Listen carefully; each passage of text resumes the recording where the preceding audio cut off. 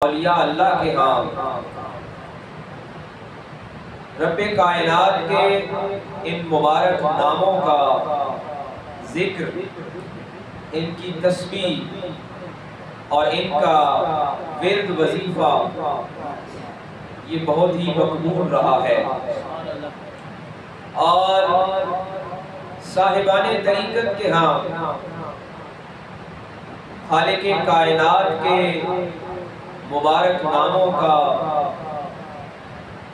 جو ذکر ہے اور تسبیح ہے، اس کی اہمیت کا اندازہ اس بات سے کر سکتے ہیں کہ چاہے وہ سلسلہ قادریہ ہو، سلسلہ عالیہ نقشبندیہ ہو، سلسلہ چشتیہ ہو یا سلسلہ سہروردیہ ہو، تمام سلاسل کے مشائخ، بزرگ اور اکابر، ان کے ہاں تمام اسماء کا ذکر اور اس کی تسبیح کو ضرور اپنے سبق اور درس میں شامل رکھا گیا، اور ہر ایک یہ جو اللہ کریم کے مبارک نام ہیں، یہ ہر ایک نام اپنے اندر ایک خاص روحانیت اور ایک خاص کیفیت لیے ہوئے ہے۔ سورہ اعراف کی اس آیت مبارکہ میں اللہ کریم نے ارشاد فرمایا وَلِلَّهِ الْأَسْمَاءُ الْحُسْنَى، اور اللہ کے لیے ہے اس کے مبارک نام، فَادْعُوهُ بِهَا، بس انہی سے اس کو پکارو۔ اس آیہ مبارکہ کے شان نزول پر اگر ہم نظر کریں تو ایک دلچسپ سبق اور ہمارے سامنے آتا ہے، اور ہمارے طریقت اور ہمارے اسلاف کے بتائے ہوئے سبق کو مزید اس آیہ مبارکہ سے تقویت ملتی ہے۔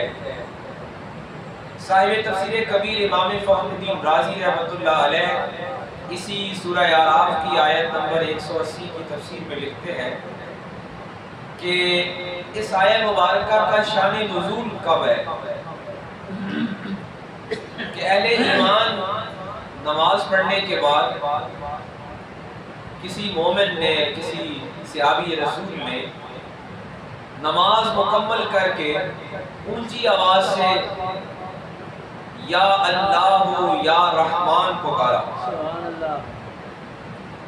تو کفار میں سے ان کا کوئی سردار غالباً ابو جہل ہے یا ابو لہب ہے، وہ کہنے لگا دیکھو یہ تو محمد عربی صلی اللہ علیہ وآلہ وسلم کے جو پیروکار ہیں، غلام ہیں، یہ ہمیں کہہ رہے تھے تم بہت سارے بتوں کی عبادت کرتے ہو اور ہم ایک اللہ کو، ایک خدا کو مانتے ہیں، میں نے سن لیا ہے یہ نماز جو پڑھ رہے ہیں، عبادت کر رہے ہیں، اس کے بعد یہ دو معبودوں کا نام لے رہے ہیں۔ اسی موقع پر جب وہ صحابی رسول بارگاہ رسالت مآب میں یہ واقعہ لے کر حاضر ہوئے تو یہ سورہ اعراف کی آیت نمبر 180 نازل ہوئی۔ اللہ کریم نے ارشاد فرمایا وَلِلَّهِ الْأَسْمَاءُ الْحُسْنَى فَادْعُوهُ بِهَا، اور اللہ کے لیے ہے اس کے مبارک نام، اس کے پاکیزہ نام، فَادْعُوهُ بِهَا، بس اس میں سے جس سے پکارو۔ اس میں سے سبق ہمارے لیے کیا ملا ہے؟ یہ جو نماز مکمل کر کے اللہ کا نام لیتے ہیں، نماز پوری کر کے، آج بھی کچھ لوگوں کو یہ غلط فہمی ہوتی ہے نماز میں اللہ کا ذکر ہو گیا ہے تو نماز مکمل کر کے اللہ کا ذکر کون سا ہے؟ یہ صحابہ کرام کا طریقہ ہے، یہ صحابہ کرام کا طریقہ ہے، اور یہ بارگاہ رسالت تک یہ طریقہ پہنچا ہے۔ صحابی رسول نے بتایا کہ یا رسول اللہ میں نماز پڑھ چکا تو میں نے اونچی آواز سے کہا یا اللہ یا رحمان، اونچی آواز سے اللہ کا نام لینا یہ بارگاہ رسالت میں بھی پسندیدہ ہے، اللہ کی بارگاہ میں بھی پسندیدہ ہے، اور یہ صحابہ کرام کا طریقہ ہے۔ اب یہ ہوتا ہے کہ روک دیا جاتا کہ یہ کام مت کرو، نماز ہو گئی ہے، اللہ کا ذکر ہو گیا ہے، نماز کے اندر اللہ کا ذکر مکمل ہو گیا ہے، بلکہ اب جو وحی اتری ہے وہ ہمارے لیے سبق لیے ہوئے ہے۔ اور جن لوگوں کو پریشانی ہوتی ہے، دقت ہوتی ہے اللہ کا اونچا نام لینے سے، دیکھیے اللہ کریم نے کیسی آیات مبارکہ اتاری۔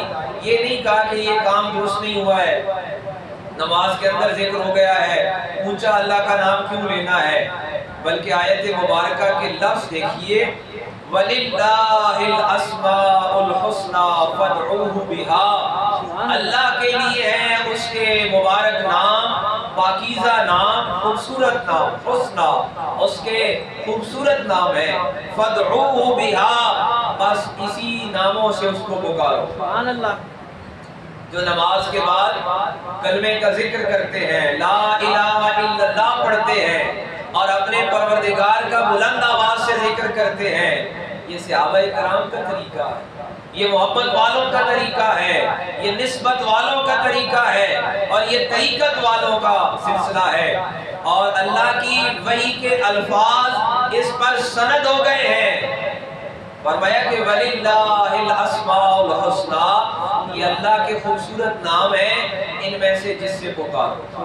اب یہ صحابہ کرام نے اللہ کریم کے اس حکم کے بعد آقا کریم صلی اللہ علیہ وآلہ وسلم کی بارگاہ سے یہ 99 نام جو اسماء حسنہ بتائے گئے ہیں، یہ آقا کریم صلی اللہ علیہ وآلہ وسلم سے یہ حاصل کیے، ان کا سبق حاصل کیا، اور فرمایا گیا وَذَرُوا الَّذِينَ يُلْحِدُونَ فِي أَسْمَائِهِ، اللہ کے خوبصورت نام پکارنے ہیں، وَذَرُوا الَّذِينَ يُلْحِدُونَ فِي أَسْمَائِهِ، اور وہ چھوڑ دینے ہیں جو کسی اور نے بتائے۔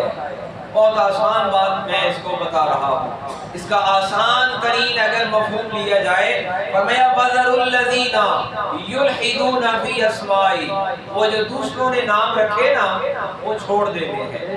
اب اس میں ایک طریقت کا اور مشائخ کا ایک بڑا پیارا سبق موجود ہے۔ حضرت سید الطائفہ حضرت جنید بغدادی رحمت اللہ تعالی علیہ، صوفیاء میں، اولیاء میں آپ کو ایک خاص مقام حاصل ہے۔ ان سے منسوب ہے کہ ایک مرتبہ کوئی بندہ ان سے ملا کہ آپ مشائخ میں اور اولیاء کاملین میں ایک بڑا عام مقام رکھتے ہیں، تو آپ مجھے سبق بتائیے۔ اب یہ ذہن نشین کرنا ہے، وَذَرُوا الَّذِينَ يُلْحِدُونَ فِي أَسْمَائِهِ، کہ نام وہ والے ہیں جو سکھائے گئے ہیں، جو بتائے گئے ہیں، جو دوسروں والے ہیں وہ چھوڑ دینے ہیں۔ حضرت جنید بغدادی رضی اللہ تعالیٰ عنہ سے رحمت اللہ تعالیٰ علیہ سے جب ایک مرید صادق نے سوال کیا، اصل میں لوگ کہتے ہیں نا آج کوئی ملتا نہیں ہے، اس کے بارے میں بھی ایک بات یاد رکھیے، صاحب کشف المعجوب حضرت داتا لاہوری نے لکھا کہ تلاش کرنے والوں کو اہل اللہ مل جاتے ہیں، لیکن یہ تمہاری تلاش پر منحصر ہے کہ تمہاری تلاش کتنی سچی اور صادق ہے۔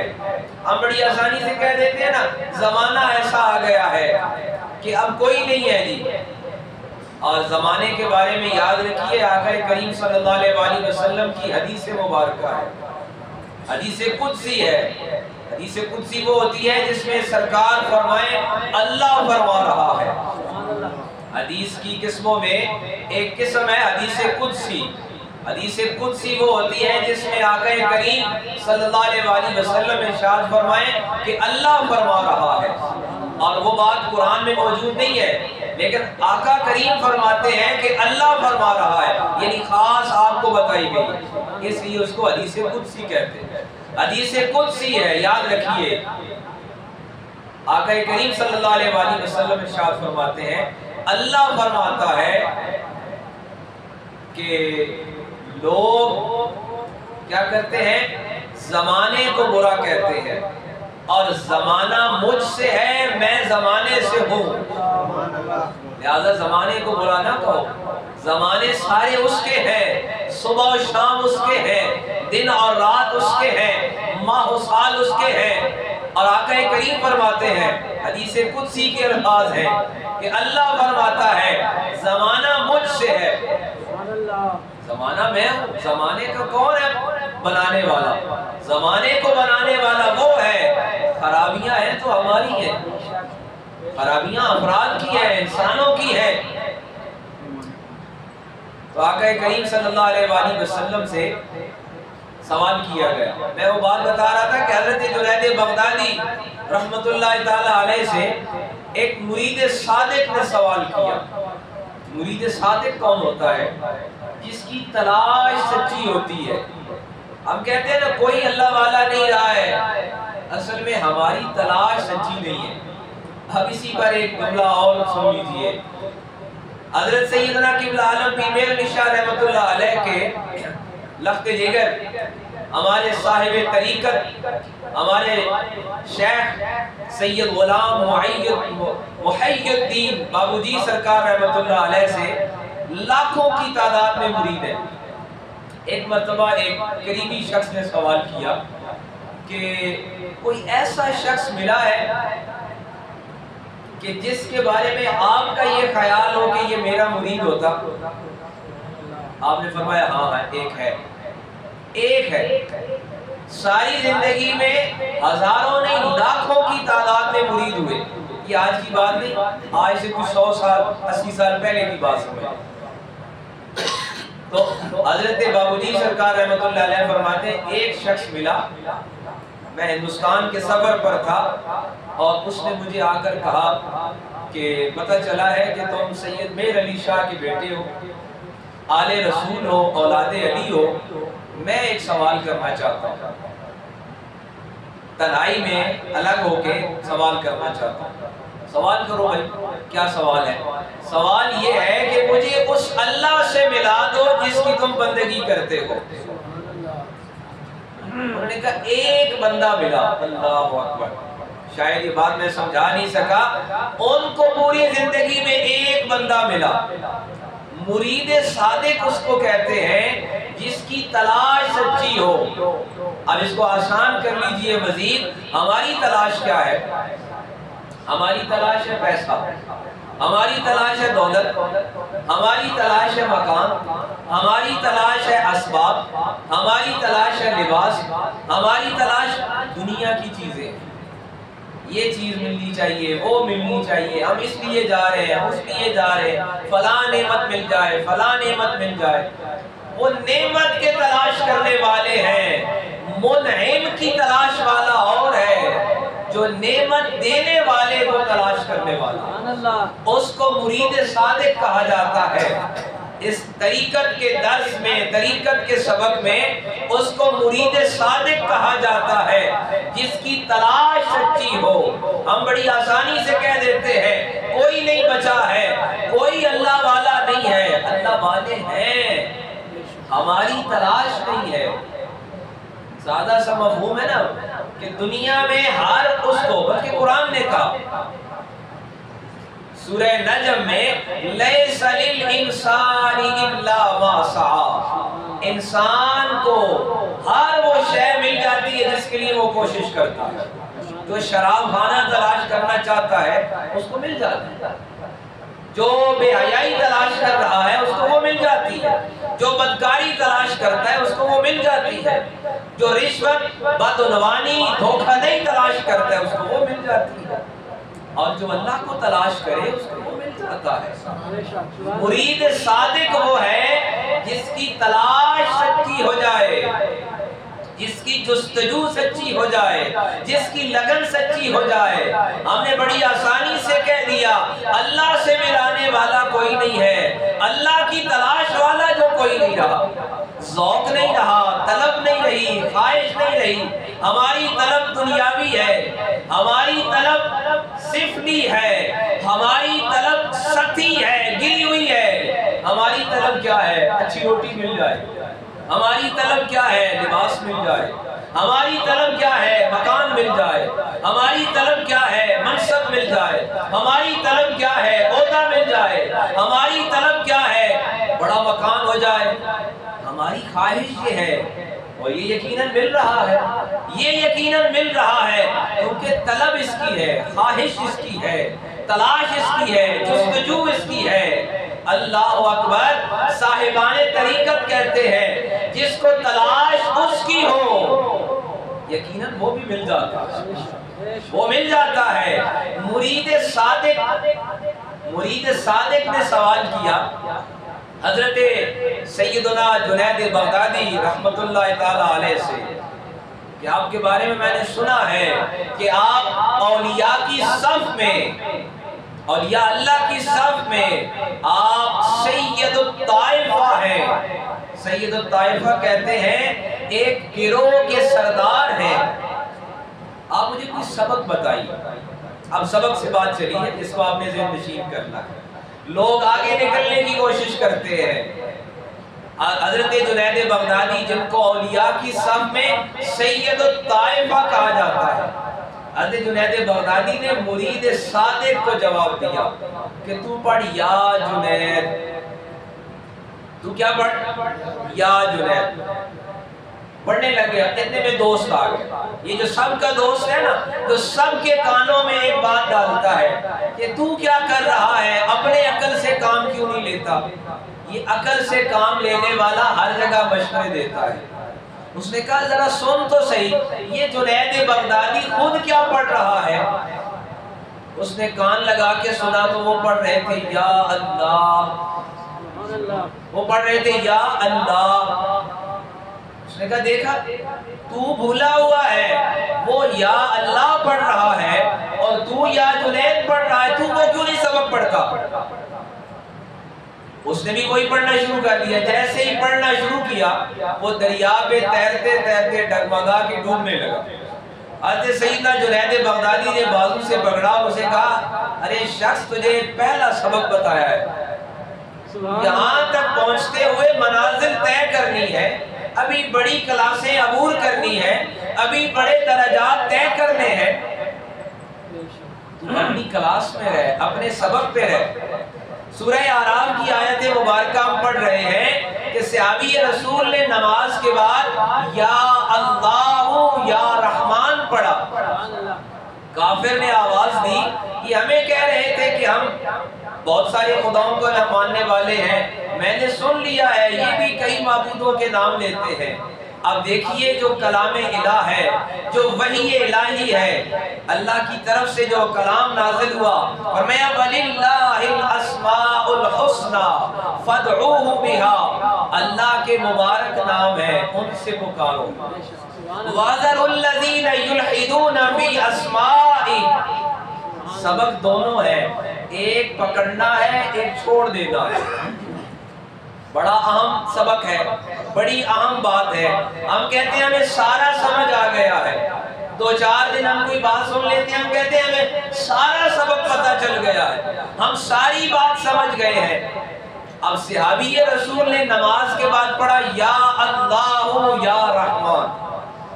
کافر نے کہا یہ تو دو معبودوں کا نام لے رہا ہے، اللہ کی کلام کی وحی نازل ہوئی، فرمایا وَلِلَّهِ الْأَسْمَاءُ الْحُسْنَى، اللہ کے مبارک نام ہے، پاکیزہ نام ہے، فَادْعُوهُ بِهَا، ان سے پکارو۔ اب یہ پاکیزہ نام کون سے ہیں؟ یہ پاکیزہ نام یہ 99 اسماء حسنہ ہیں جو سکھائے گئے ہیں۔ اور یہ کس نے سکھائے ہیں؟ یہ جناب رسالت باب، جناب خاتم النبیین آقا کریم صلی اللہ علیہ وسلم نے سکھائے ہیں۔ یہ اسماء ان کو پکارنا بھی چاہیے، لیکن اسی سبق کا اگلا حصہ دیکھیے، فرمایا وَذَرُوا الَّذِينَ يُلْحِدُونَ فِي أَسْمَائِهِ، لیکن جو اس کے مقابلے پر نام ہے۔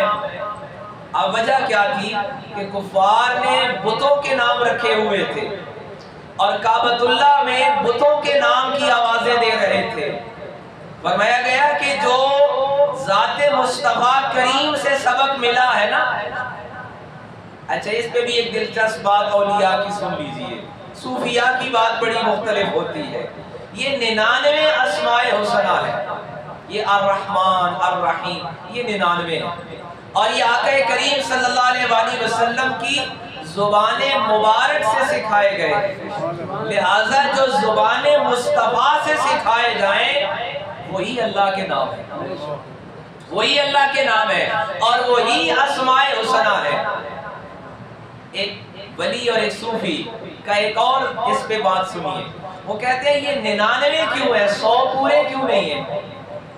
اس لیے کہ ان میں سے ایک نام جو ان سب کو بتانے والا ہے وہ محمد ہے، وہ محمد ہے۔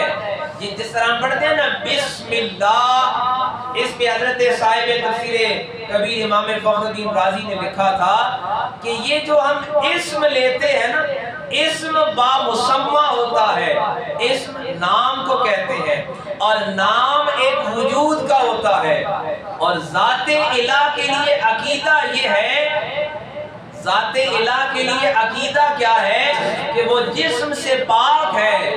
تو یہ بسم اللہ میں اسم کون ہے؟ سبحان اللہ، یہ بسم اللہ میں اسم یہ ذات محمد ہے جس نے ذات الہ کا تعارف دیا ہے۔ اور سورہ اعراف کی اس آیت نمبر 180 میں فرمایا نام وہ والے پکارنے ہیں جو آقا کریم صلی اللہ علیہ وآلہ وسلم سکھا رہے ہیں، یہ پڑھنے ہیں، یہ پکارنے ہیں۔ وَذَرُوا الَّذِينَ يُلْحِدُونَ فِي أَسْمَائِهِ، اور وہ جو دوسرے سکھا رہے ہیں وہ چھوڑنے بھی ضروری ہے۔ کچھ لوگوں کا خیال ہوتا ہے ہم ساروں کو ساتھ چلا رہے ہیں، یہ ساروں کو ساتھ نہیں چلایا جا سکتا۔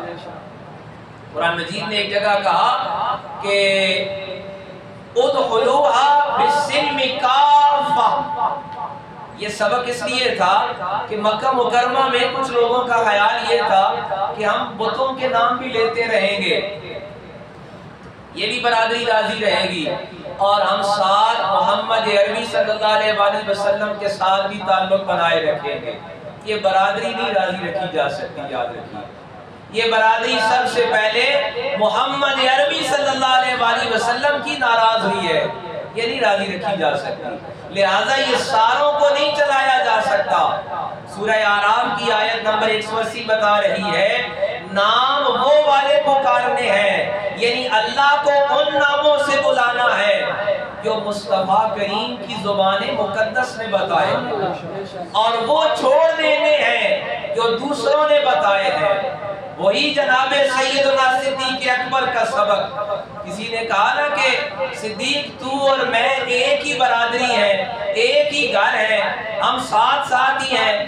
انہوں نے کہا نہیں، اس نے کہا نہیں، میں بھی بیت اللہ کا طواف کرتا ہوں، تو بھی بیت اللہ کا طواف کرتا ہے۔ آپ نے فرمایا نہیں، میرا سبق اور ہے، تو بیت اللہ کا طواف کرتا ہے اپنے کسی باپ دادا کے بتائے پر، اور میں بیت اللہ کا طواف کرتا ہوں محمد عربی صلی اللہ علیہ وآلہ وسلم کے بتانے۔ اس نے کہا میں بھی خدا کو مانتا ہوں۔ آپ نے فرمایا نہیں، میں خدا کو مانتا ہوں اس لیے کہ ذات مصطفیٰ کریم نے مجھے بتایا ہے، اور یہی سورہ اعراف کی آیت مبارکہ بتا رہی ہے وَذَرُوا الَّذِينَ يُلْحِدُونَ فِي أَسْمَائِهِ، جو دوسروں نے نام سکھائے ہیں، نام سے مراد جو دوسروں نے تعارف کرایا ہے، دوسروں کا تعارف بلانا ہے، دوسروں کا سبق چھوڑنا ہے۔ یہی ہمارے اولیاء کاملین بتاتے ہیں نا، یہ جب اللہ کا ذکر کرتے ہیں اس کو کہتے ہیں نفی اسبات کا سبق، یہ نفی اسبات کا ذکر ہوتا ہے۔ یہ جو ہم نماز کے بعد لا الہ الا اللہ پڑھتے ہیں، کچھ لوگوں کو دقت ہو جاتی ہے کہ نماز میں ذکر ہو گیا ہے، نماز میں اللہ کا ذکر ہو گیا ہے، نماز کے بعد اللہ کا ذکر کیوں ہے؟ یاد رکھیے یہ اس بات کا مظہر ہے، یہ اس بات کی نشانی ہے کہ جو نماز میں پڑھا ہے وہ سیکھ گئے ہیں، اور وہ سیکھا کیا ہے؟ وہ نفی اسبات کا سبق ہے۔ یہ نفی اسبات کا سبق کیا ہوتا ہے کہ جو جناب رسالت مآب نے سکھایا، جو محمد عربی نے سکھایا، ہم وہ پڑھ رہے ہیں، وہ مان رہے ہیں، اور جو غیروں نے بتایا اس کو چھوڑ